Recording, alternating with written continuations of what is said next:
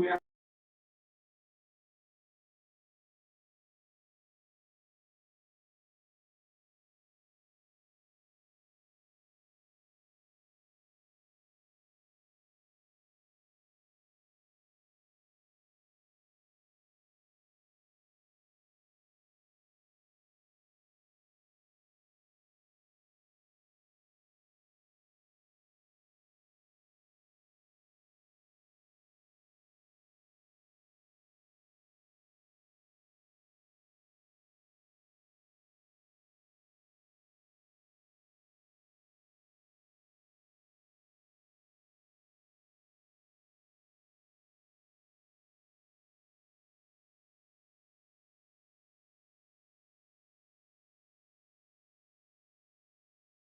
mentioned before.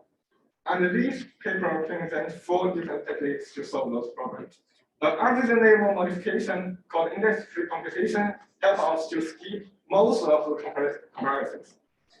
A new data structure called flexible PCSR format, together with a systolic module, which is a hardware that is running on that structure, together accelerate the performance of set operation. Finally, to address the heavy data transfer problem, we use Liao memory computing architecture. So let's go through them one by one. Let me see. Okay, the index-free comparison. So the point here is like we have multiple loops, and we are going to do a comparison. And if the comparison fails, we will reject that result. But the reject is not good enough because like we still have to do computation. We want not rejection, we want to skip them. So in order to skip them, if in case 1, if the 2 vertices are connected, the comparison can be absorbed by the intersection. That is, we are going to divide the adjacencies to 2 halves. The first half contains those vertices with index smaller than the current vertices, and the rest contains those larger than. When we are doing kind of like comparison, we just need to pick the right side, for example, the left side or the right side, instead of really performing comparison. So you can see here, we merge the comparison into part of the intersection, which saves our time and skip the actual kind of comparison overhead. However, that method doesn't work if there are no direct connection between the 2 projects. For example, we are adding constraint to vertex 2 and vertex 3. So you can't find the adjacent list to absorb this comparison. So we have to use some kind of slower but still possible method. That is, we are going to divide the vertices into multiple ranges, and then like the result of the operation is the union of all of those ranges. And for most of them, the comparison will be obviously false or obviously true. So we don't have to perform comparison for those. We can either skip them or just assume they will succeed. Only a small fraction of them, for that part, we still have to perform the comparison. But like the number of them is restrict the small portion of the whole problem. So we can still save a lot of time. And you can see like we are going to divide this kind of comparison, the innermost loop, this comparison into 3 parts. The first part is dropped because they are always rejected, so that loop is losing here anymore. In the middle one, we still have to perform the comparison, but there's only one region. And for the last one, it's like they are always true, they will always accept. And by using these 2 techniques together, we can like eliminate the overhead of that comparison and like the theoretical influence or outbound of the speed up for these 2 techniques is like if us just delete the time spent on like kind of comparison. And you can see that just using these 2 techniques, the result is good enough. They are close enough to the best or the optimal value we can get in theory. So then we will introduce the PCSR format. So we are going to do set operation frequently. We can use CSR format to do set operation. That is kind of merge 2 software array. but like it's not good to be implemented in parallel. You can also use bitmap. Bitmap is easy for parallel execution, but the problem is like you are going to start a lot of zeros. So the actual solution is to combine these two formats together. So like you have chunks of small bitmap, where you have the index to direct for that bitmap. And to perform set operation, which is actually like first perform the set operation on CSR. Then, if we find match indexes, we perform the bitwise operation for the blocks of bitmap of their own, and we will get that result. And then finally, if the result bitmap is 0, we will delete that block entirely. So finally, we will get one result. And using this format, we can not only reduce the memory footprint, also we can also increase the performance. You can see that this is the improvements in performance on CPU. We are not even say on our like new architecture is on CPU itself. We can have some speed up. So we also have a new hardware that is specialized designed to perform set operations on BCS format in parallel. Because BCS format can be regarded as a kind of a sequence of key value pairs. The key is the index, the value is a bitmap. And we're actually merging the two sorted key value pairs array. How to merge them in parallel? One way is to do them in sequential. So basically, you are like putting them into the queue, and each time you pick the one with smaller key and merge them. The throughput is just one key value pair for each cycle. So it's not very satisfying. We can improve the throughput by like each cycle we handle V instead of one tuples. But for the two V tuples on both sides, we have to do a lot of operations. You have some like subtle issues to handle. For example, one vector might be overlapped with multiple vectors on the other side. So you can have some kind of tricky like rotation spin to make sure the result is correct. And also when you finish your operation, and if the one entry has entirely 0 bitmap, like effectively in BCS format, the bitmap you should have at least one non-zero in that bitmap. Otherwise, you can eliminate them entirely. There's no reason to preserve them anymore. So if we find them, we should keep them out, remove them from the results. So you can see if we use like kind of cross-mark broadcast vector A and vector B, and then in the end we have to do some kind of compaction to drop those items that like the whole bitmap is 0. And that kind of like takes a long time and will cause your total throughput to be like kind of slower. And the solution is kind of add offset by 1 in time to every offset by 1 in space. That is historical way. And like here is kind of sending one vector from the top and another vector from the left, and propagate them like from top to bottom and left to right, and blah blah blah. And then you perform the auto comparison. And then after that, you want to eliminate those inverted zeros and compact the result, and then you use the triangle, the small triangle in the right side to compact the result. The trick here is like, the trick here is, for example, you have like, because you have vector, they are offset by 10 and space, and the 0 in the middle, we want to keep them out, eliminate them. They only go to the long 0, that's 1 and 10. How do we do that? For each element in the triangular, they can be forwarded to the bottom or bottom right, depending on the condition. So for the first one, it will be forward to bottom, and 0 will be kicked out. And then 1 will go right, 10 will go right. So by using this kind of triangular, you can remove all the items you don't want. And because this thing is totally cut-downable, so you will get the best throughput, and everything can be cut down. So if you compare the 3 design like historical model array Q and crossbar, you will see that like this one have a pretty good performance compared to the other two. And finally, the DIMMining architecture. So because we have a huge data movement, so we are just install our computer units in a LDIMM. And DIMMining NMC is the computer unit we designed.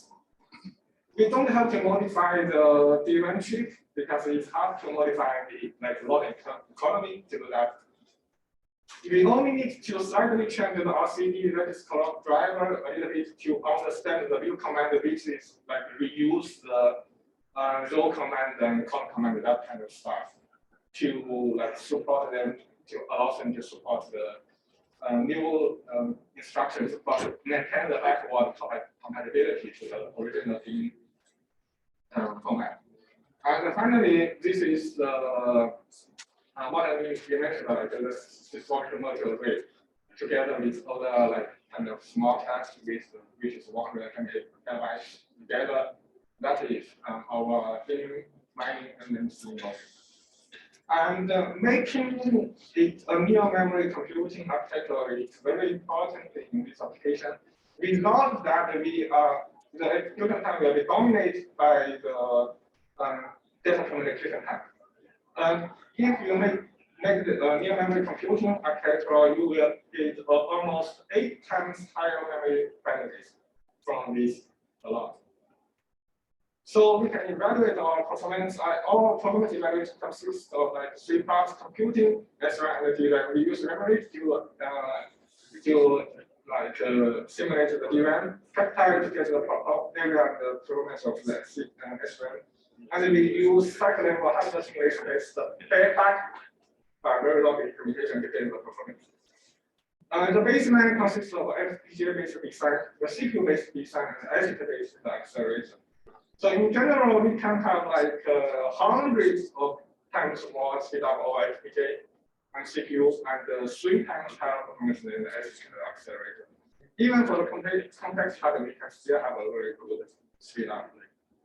And the area of overhead added to the DIMM is very small. You can see that the added module have very small, 0.38 square millimeter, while the original DIMM chip is kind of 100, so it's kind of negligible in area and also in power. The design is also scalable because each rank is an independent unit and its capacity is big enough to hold some significant portion of the graph. So if the graph is not so big, we can duplicate the graph into multiple rank and execute them independently. That will take linear speed up. Otherwise, we can split the graph, but its scalability is still pretty good. So in conclusion, we are focusing on graph mining by important algorithm using social media, social network, and medicine. And we look at the 3 challenges in the problem system, which is a heavy comparison, the parallelism of set operation, and huge data transfer. So we present the 4 design to solve those problems: 1 at algorithm level, 1 at data structure level, a hardware designed to work on that new data structure, and then near memory computing-based architecture. And thanks. That's all of my presentation today. Any questions?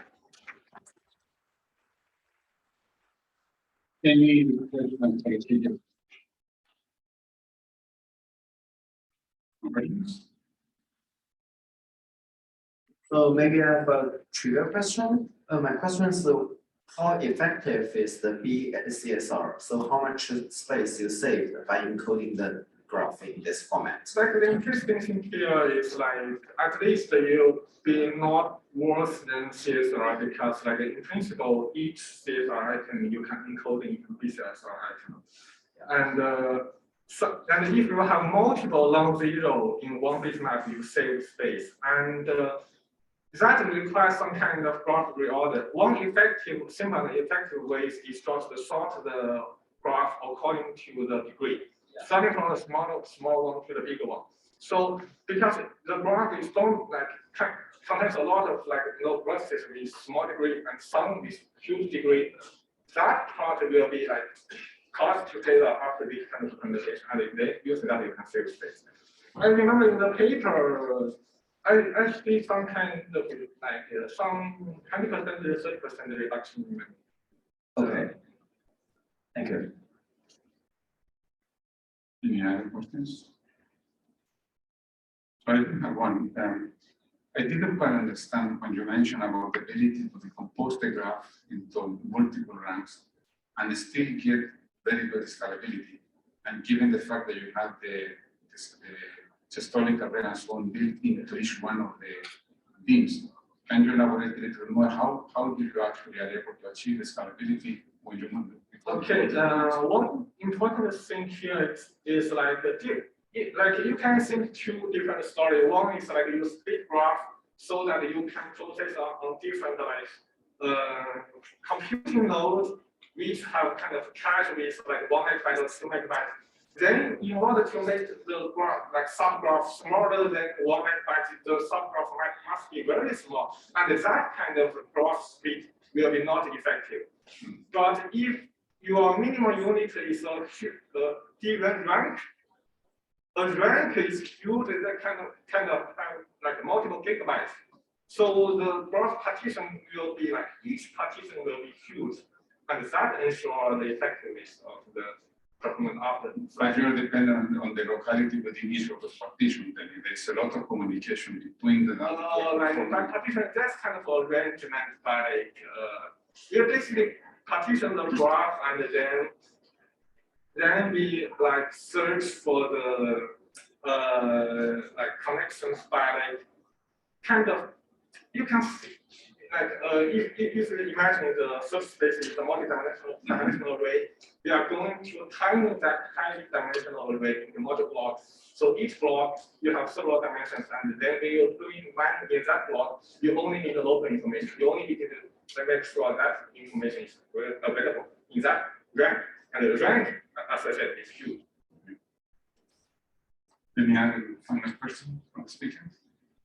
Okay, let's start. Okay, thank you.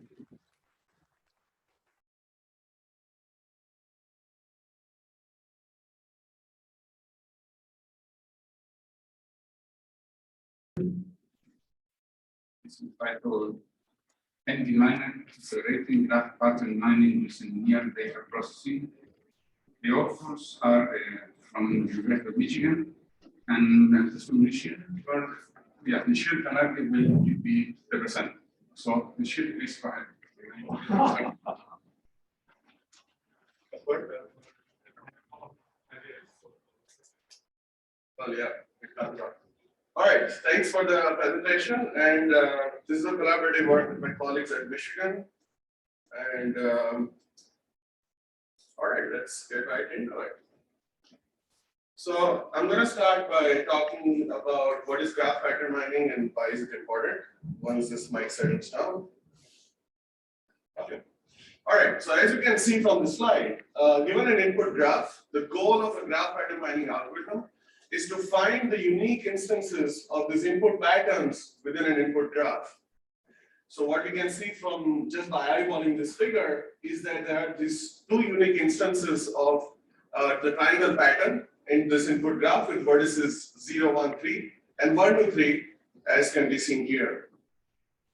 Well, it turns out that finding these small subgraph patterns in real-world large-scale graphs is a really important application used in several application domains, as can be seen here.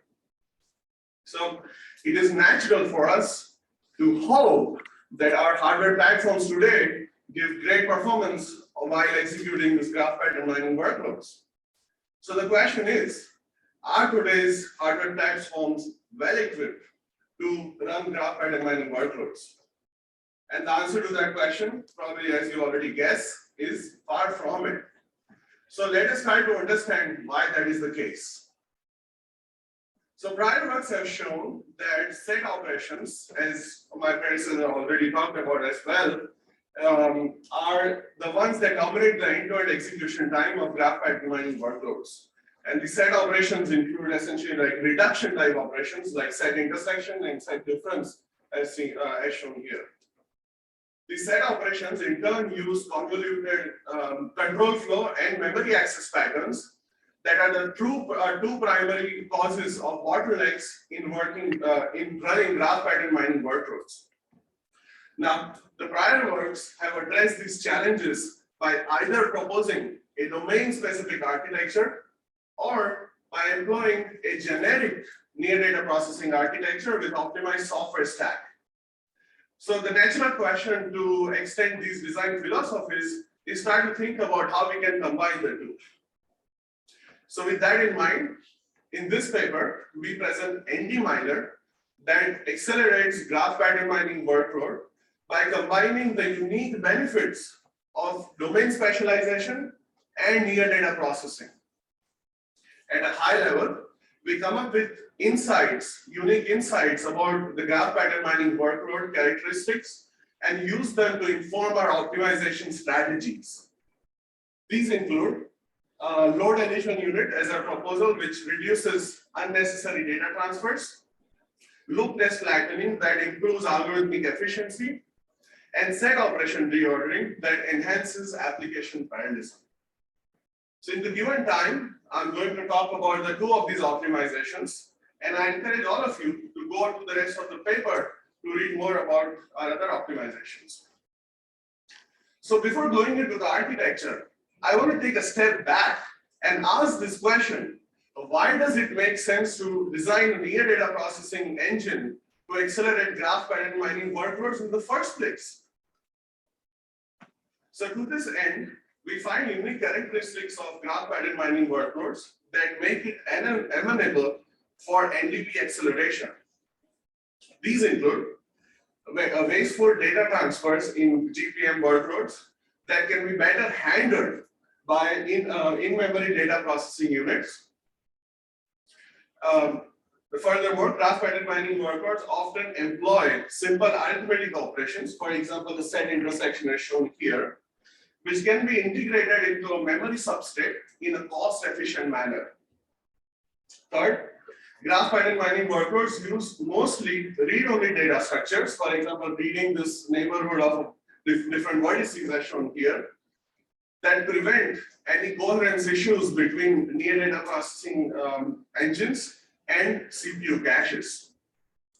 So with that, we can safely say that NDP, or near data processing, is an attractive candidate indeed to accelerate GPM workloads. Now, with that in mind, we propose this baseline NDP architecture, which essentially integrates a set operation unit in the buffer chip of DRAM. Because set operations execute the end-to-end execution, set operations dominate the end-to-end execution time of GPM workloads, we offered set operations for NDP acceleration. Furthermore, in our study, we find that two inputs to the set operations are often read from different DRAM banks instead of reading from the same DRAM bank. Therefore, we make this design decision to offload, place the set operation unit in the buffer chip of DRAM, which has a global visibility of different DRAM banks, with the purpose of minimizing in-DRAM data transfers. So this is the baseline NDP architecture. And next, I'm going to present the two insights that lead us to our optimization strategies. The first insight is that the symmetry breaking constraint often used in graph pattern mining algorithms lead to wasteful data transfers. But wait, what is a symmetry breaking constraint? So this code block as shown on the right-hand side of the figure here, on the slide here, is any typical GPM algorithm code. And you can see there is an if condition here, which essentially enforces an ordering between vertex IDs. And the goal of this enforcement is to avoid redundant computation.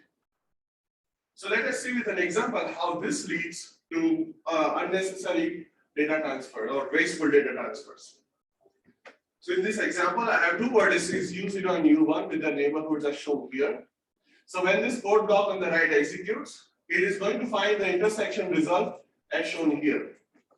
Now, whatever code is going to be executed after this if condition is essentially throw away 3 out of the 5 data elements that are calculated as part of this computation.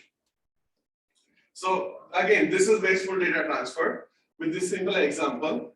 But basically in our experiments, we found that using real-world data sets and real-world GPM algorithms, they lead to more than 65% of data wastage due to the symmetry breaking constraint. So this is a serious issue, and let us see how we address this issue. So to address the wasteful data transfer of symmetry breaking constraint, we propose this unit called low deletion unit, or LEU for short, that essentially breaks symmetry in hardware. The key insight here is to use the dynamically generated vertex threshold value to pass it onto the memory substrate and compare that value with the data read from DRAM banks. Whenever the data read from DRAM banks is larger than the vertex threshold value, then this hardware triggers what we call as a load deletion event, which lets the memory controller know that further loads need to be terminated in order to save wasteful data transfers. So again, just to summarize, the first proposal is about load deletion unit that prevents unnecessary loads by breaking symmetry in hardware. So that is the first optimization. Now let us look into the second optimization. So to propose the second optimization, we really wanted to find out whether there is value in reordering set operations from a large window size dynamically.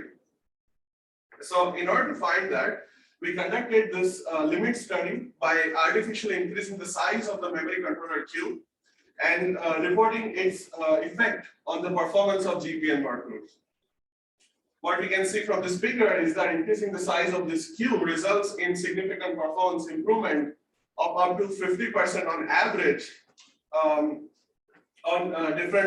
evaluated over different workloads as seen here. And this is not surprising because increasing the size of the memory controller queue essentially increases the opportunity that you can reorder different memory operations and exploit better DRAM parallelism. Now, one way to use this sort of observation is to simply increase the size of the memory controller queue. But hey, we all know that this is not a practical solution because this is going to end up increasing the size, increasing the latency of the memory controller logic itself. So that's not what we want. So the question is it possible to reorder the set operation from the large window size without hurting the performance of the memory controller itself? And to address that challenge, we propose the set operation reordering unit. The key insight here is to reorder set operations using vertex IDs instead of using memory addresses. And this is enabled using the graph neighborhood mapping scheme, which essentially maps the different neighborhoods of different vertices to different memory banks in a round-robin fashion as shown here. What this really achieves is this deterministic mapping between a vertex ID of a specific vertex and the bank address of its neighborhoods, bank address of its neighborhood. And the important thing to notice here is that such type of hash function is really cheap to calculate in hardware. For example, in this case, this operation can be done by looking at just the last 2 bits of the vertex ID. So now this is now because it is practical to calculate this thing in hardware cheaply, it is possible to look at a large window size of set operations, quickly calculate their bank IDs, and select the set operations to place them into a size-limited memory controller queue in order to improve bank layer parallelism. For more details on other optimizations as well as our end-to-end system design, please check out our paper. In terms of the evaluation methodology, we use the cycle accurate simulation by extending the emulator DGraph simulator. And we modeled different NDP units as proposed in our paper by using detailed RTL models. We compare our architecture with state-of-the-art software and hardware baselines as shown here. In terms of the workload setup, we used, in terms of the data sets, we used 5 real-world large-scale data sets, which are diverse in terms of their sizes and connectivities. And in terms of the algorithm, we use this in terms of the algorithms. We use the shape mining algorithms of these wonderful shapes as shown here, which are again not only diverse in terms of the number of nodes, which is the size, but also diverse in terms of their connectivities, ranging from dense to sparse to mixed shapes, which lead to unique workload characteristics. So using our methodology, first we want to find out what is the effectiveness of proposed optimizations. So here we see compared to baseline NDP architecture, which integrates a set operation unit in the buffer chip of DRAM that I showed you in the earlier part of the talk, how does each of these optimizations added on top of each other help in terms of performance? So what we can see from here is that collectively these different optimizations improve the performance of a baseline NDP system by more than 12x on average. And these performance benefits are attributed to the load addition unit that improves unnecessary data transfer cost, loopless flattening that I did not have the time to talk about today, but it improves the algorithmic efficiency of GPM workloads, and set operation reordering that improves the application parallelism. We also compare the performance of NDMiner with state-of-the-art hardware and software solutions as shown here. And in addition to the reasons I mentioned in the previous slide, NDMiner is a unique design which combines domain specialization and near data processing to improve the performance of the state-of-the-art by more than 2x to all the way to 11x on average as shown here. Finally, to conclude, in other words, if you don't remember anything else from the talk, this is what you got to remember. GPM workloads are really important and they're bottlenecked by control flow and memory accesses as of today. To address these challenges, we presented NDMiner to accelerate the performance of GPM workloads, which uniquely combines the benefits of a near data processing architecture with domain specialization. And this results in significantly improving the data moment cost, algorithmic efficiency, and application parallelism to gain end-to-end speed up.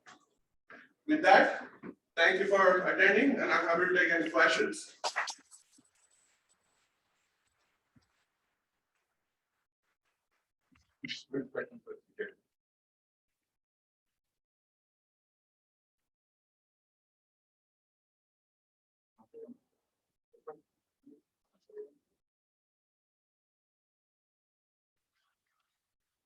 Karthik from IBM Research. How big are those patterns that you can go to? I mean, once they become big enough, won't you get to?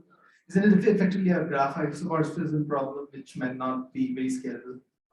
Yeah, so that's a good question. So the question is how big these patterns are and whether we use graph isomorphism or not. So let me answer the second question. So in terms of graph pattern mining algorithms, traditionally the graph pattern mining algorithms have been proposed where you start from a single vertex and expand each vertex or edge at a time, and finally do the graph isomorphism test. And these algorithms are known as pattern oblivious algorithms. Versus some of the newer algorithms that we use as the state-of-the-art baselines here is can be seen like GraphPy and other works. They are called pattern aware algorithms. So basically, they encode the isomorphism test inside the algorithm itself. So there is no need for doing an explicit isomorphism test. So to answer the second question, isomorphism test is encoded already inside the algorithm. So that's the first question. So the second question is that how large the pattern can be. So essentially, if I were to go back to any algorithm that I presented here, right? So this is the algorithm for triangle counting. So each for loop that you see here is essentially expanding one node or one edge of that pattern, right? So if you have a long pattern, the result of that is the for loop nest is larger, right? But however, this does not provide, this does not prevent our architecture to find larger patterns. It says that the amount of workload is larger, but this is not a fundamental limitation of NDMiner in terms of how many vertices it can process. Thank you. Further questions? So again, a similar question to the prior speaker. So you're proposing to have this extra hardware inside the DRAM chip itself. So what is the approach or strategy to use whenever the graph goes beyond a single DRAM chip? Right. So let me go back to one of the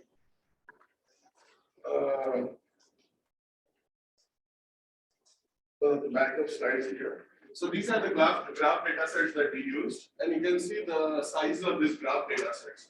So what I wanted to focus on is like this size in megabyte, which is so the output graph has more than 100 billion edges, which is like a pretty reasonably big graph. And the size essentially boils down to less than a. So I will challenge you that because some people in other domains are talking about graphs which are petabytes of size. Yeah, so I'm addressing that. Yes, exactly. So a lot of the, so it really depends on the graph algorithm, right? So like if you're talking about the graph convolution network or some other type of algorithm that uses a lot of metadata, right? So like GCN algorithm uses large feature matrices, then the size of these graphs become really large. However, here in this graph mining algorithm, what we are really doing is looking at the structure of the graph itself. So essentially there all you need to store is the edge list and whatever the offset list for doing pointer chasing. So that does not include any metadata per se. So in general, like, what I'm trying to say, I'm not saying that obviously graph cannot be larger than DIMM, they can be, but as far as this application goes, because you only have to store the graph connectivity and not the metadata, the graphs, size are pretty reasonable. Any questions? Okay, let's please come forward.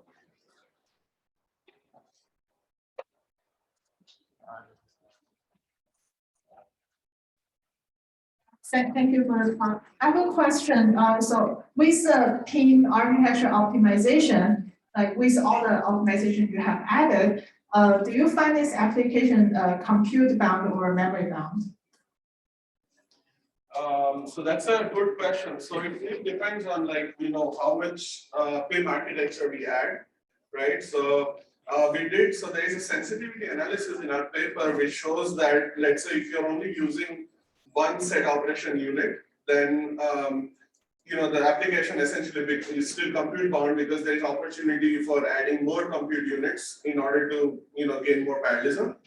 But as we increase the size or the number of set operation unit, it slowly goes from being compute bound to memory bound, because at some point you will be no matter how many units or compute units you add, you're going to be bound by the latency of data that you can fetch from memory banks. Thank you. Yeah, thanks for the question. Further questions? Since we have only 2 papers out of 3, we have plenty of time to talk to different speakers, right? So that's an advantage. Yes. Austin Robinsky, Cornell University. You mentioned that you had an RTL model. Did you mention what the area overhead to the memory controller was? Yeah, I have the numbers right here. So I don't know the overhead in terms of how much percent, because I don't know what is the baseline memory controller area, but these are the absolute numbers that we have.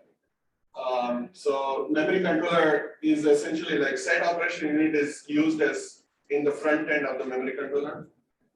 So this is the area at the CPU, and the rest of them are the buffer chip of DRAM. These are the numbers.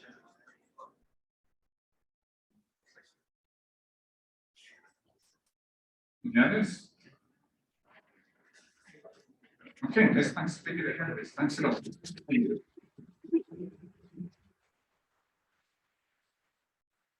With that, we conclude this graph sessions. But of course, everyone.